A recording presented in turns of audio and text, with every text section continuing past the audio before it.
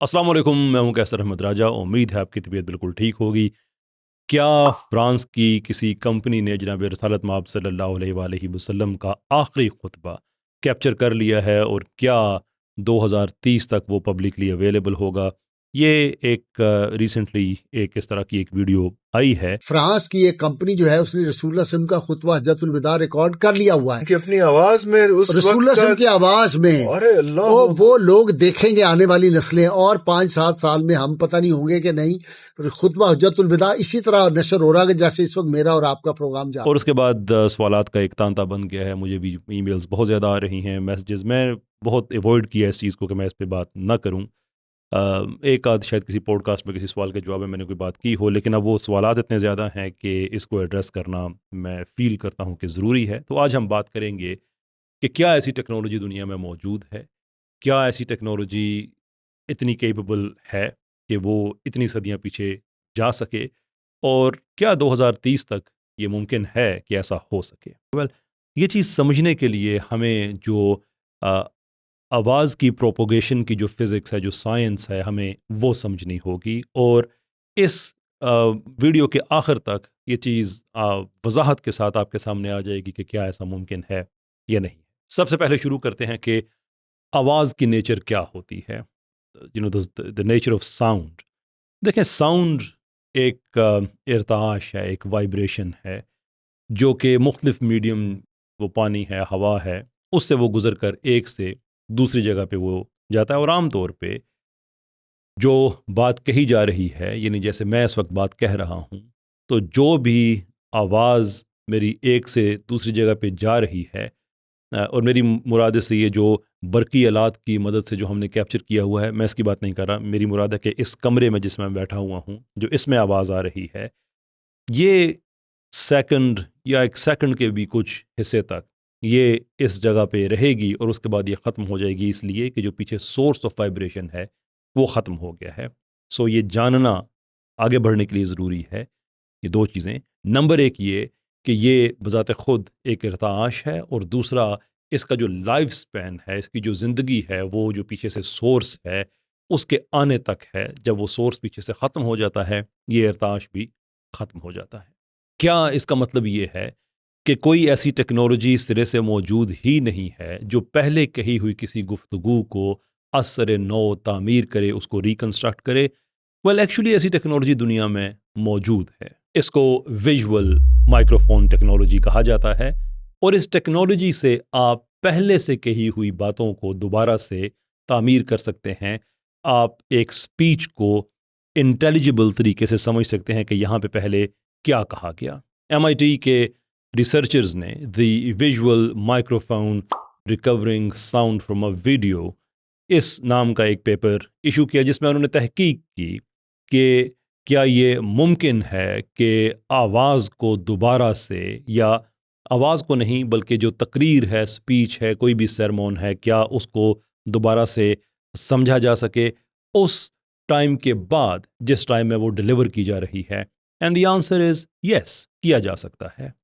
The idea of visual microphone ये है कि, यानी कि जो अंडरलाइंग थीसिस है इसका, वो ये है कि जब हम कोई बात करते हैं तो हमारी आवाज़ मुख्तलिफ सतहों पे एक इर्ताश पैदा करती है, और अगर आपने हाई परफॉर्मिंग कैमराज से वो इर्ताश कैच किया है, तो फिर आप ये अंदाज़ा लगा सकते हैं कि किन अल्फाज का ये इर्ताश है, और आप उसको एक सीक्वेंस में लेके आप समझ सकते हैं कि यहाँ पे बात क्या की गई है। तो इस स्टडी में चिप्स के पैकेट सामने रख कर जो गुफ्तगू की गई, अब चिप्स के पैकेट के ऊपर जो इर्ताश कैमरों ने रिकॉर्ड किया, उसको दोबारा से रीएनालाइज करके कि इस इर्ताश को अगर हम यहाँ से कैप्चर करते हैं तो हमें पता लग जाएगा कि क्या कहा गया। बड़ा सक्सेसफुल तजर्बा है।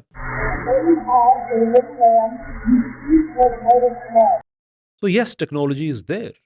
ये तो कोई इतनी हैरत की बात नहीं है कि टेक्नोलॉजी यहाँ तक पहुँच चुकी है। बट द क्वेश्चन इज़ कि इसकी लिमिटेशन क्या है, क्योंकि अल्टीमेटली हम ये बात कर रहे हैं कि एक स्पीच जो आज से सैकड़ों बरस पहले जो डिलीवर की गई है, उसको हम रिकैप्चर करने की बात कर रहे हैं। तो ये इस वक्त दुनिया में वाहिद टेक्नोलॉजी अवेलेबल है। So we have to create a link کہ whether یہ ٹیکنالوجی استعمال کی جا سکتی ہے کئی 100 سال پیچھے جانے کے. اینڈ دی آنسر از نو، نہیں کی جا سکتی. اس کی وجہ یہ ہے کہ یہ جو بات ابھی میں نے آپ کے ساتھ، یہ جو اسٹڈی آپ کے ساتھ میں نے شیئر کی ہے، اس میں آواز کو کیپچر نہیں کیا جا رہا. یہ بڑا کرٹیکل پوائنٹ ہے جو آپ نے سمجھنا ہے. اس میں آواز کو نہیں کیپچر کیا جا رہا، بلکہ جو ریئیکشن ہو رہا ہے ایک سرفیس پہ، نیملی جو چپس کا پیکٹ ہے، اس ریئیکشن کا مطالعہ کیا گیا کہ اس پہ، اور وہ ویڈیو کی ریکارڈنگ کی صورت میں، کہ اس پہ کون کون سی وائبریشنز کیسے کیسے لگی، وہ پیٹرنز کیا بنے، اور وہاں سے آئیڈیا ہوا کہ اچھا بات کیا کہی گئی تھی. تو یہ ہم اس کے ریئیکشن کی اسٹڈی کر رہے ہیں. آواز بذات خود اب ہوا میں نہیں ہے کہ جس کو ہم ایکسٹریکٹ کر کے ہم باہر لے کے آ جائیں. That is one thing. Secondly, اس طرح کے تجربات، اور ایسے اور بھی ہیں بائی دا وے، یعنی کہ جو گونج ہے، سرفیس، میز، شیشہ، اس سے جو آواز ٹکرا کے ایک جو اس کی جو وائبریشن ہے وہ واپس آتی ہے. Yes, those sort of vibrations we can study. لیکن اس کے لیے ہمیں چاہیے کیا؟ اور ہمیں اس کے لیے بہت زیادہ کنٹرولڈ ماحول چاہیے. نمبر ون، اس ماحول میں کیا چاہیے؟ اس ماحول میں ہمیں ایک خاص لیول کی خاموشی چاہیے کہ اس میں کسی اور طرح کی انٹرفیرنس نہ ہو. سیکنڈلی، ہمیں لیزر ٹیکنالوجی چاہیے، ہائی پرفارمنگ کیمراز چاہیے، اور اس کے ساتھ ساتھ ہمیں ایک ایسا ماحول چاہیے، کیونکہ جو ماحول میں اگرچہ ساری چیزیں آ جاتی ہیں، لیکن یہاں پہ ماحول سے میری مراد ٹیمپریچر ہے، اس لیے کہ جو ہوا کی ڈینسٹی ہے وہ بھی متاثر کرتی ہے کہ آپ کی آواز کتنے دور جائے گی یا کتنے دور نہیں جائے گی. مثال کے طور پہ جو ٹھنڈی ہوا ہے وہ زیادہ ڈینس ہوتی ہے گرم ہوا کی نسبت. جیسا کہ آپ دیکھتے ہیں کہ آپ چائے وغیرہ بناتے ہیں یا پانی گرم کرتے ہیں تو جو ہوا ہلکی ہو کے اوپر جاتی ہے. اس پہ اگر آپ کنڈکشن اینڈ سو فورتھ، اگر اس سائنس کو سمجھتے ہیں کہ کمرے میں ہیٹنگ کیسے ہوتی ہے، تو آپ میری بات کو زیادہ بہتر طریقے سے سمجھ جائیں گے. تو یہ ساری کی ساری چیزیں چاہیے کہ وہاں پہ ٹیمپریچر کتنا ہے، وہاں پہ کیمراز آپ کے پاس کیسے ہیں.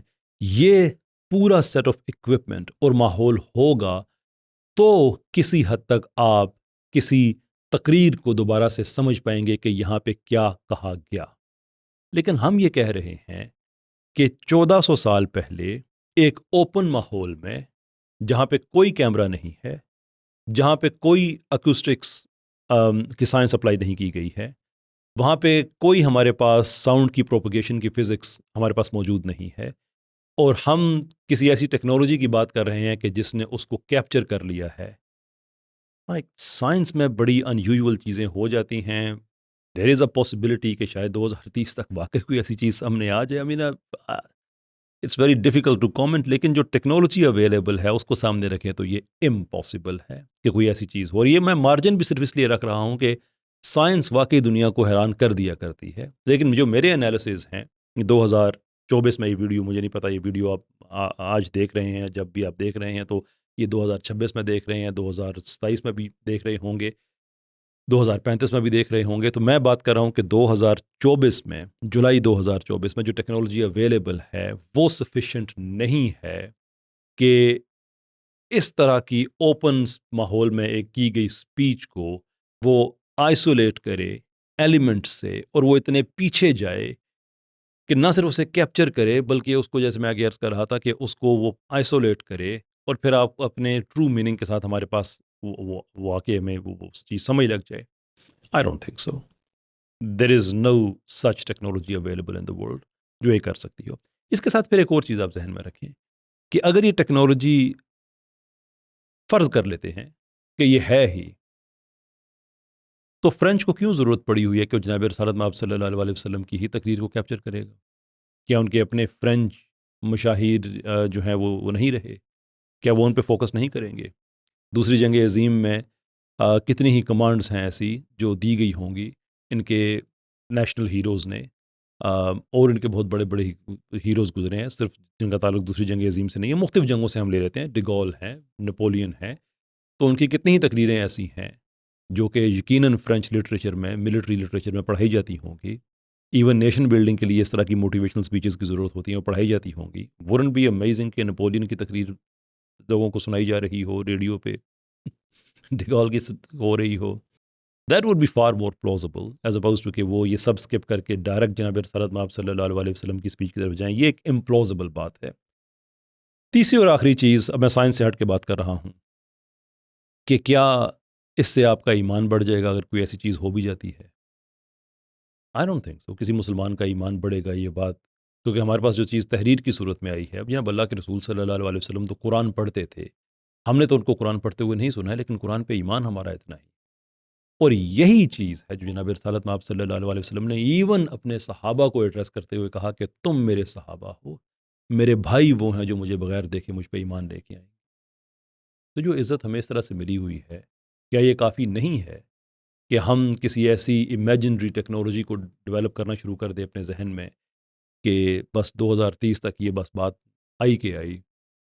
سر یہ ایکچولی میں اس چیز کے اس لیے خلاف ہوں کہ ایسی ٹیکنالوجی نہ ہونے کی وجہ سے، نہ ہونے کے باوجود جب آپ لوگوں کی بہت زیادہ ایک ایک آرٹیفیشلی ان کا حوصلہ بڑھا دیتے ہیں کہ، اور لوگ اس چیز میں کہ اللہ کے رسول صلی اللہ علیہ وسلم کی مبارک آواز، مقدس آواز ہم سنیں گے، اور بعد میں پتہ چلے کہ ایسا کچھ بھی نہیں ہے، تو فیوچر میں لوگوں کا پھر یہ سائنس اور ان چیزوں کی طرف سے آٹومیٹکلی ایک سبلمنل لیول پہ آہستہ آہستہ دھیان ہٹنا شروع ہو جاتا ہے۔ تو میرے خیال میں ہمیں یہ باتیں نہیں کرنی چاہیے، اور اگر کرتے ہیں تو اس ٹیکنالوجی کے بارے میں پورا بتانا چاہیے کہ اس پہ کوئی ریسرچ پیپر پبلش ہوا ہے، کوئی ایکسپیریمنٹ ہوا ہے، ایکسپرٹس کیا کہہ رہے ہیں، تاکہ اس پہ مزید تحقیق کی جا سکے۔ صرف اتنا سا کہہ دینا کہ بس ایک ٹیکنالوجی ہے اور بات بڑی مبہم سی ہے، اور I don't think that's a very educated way.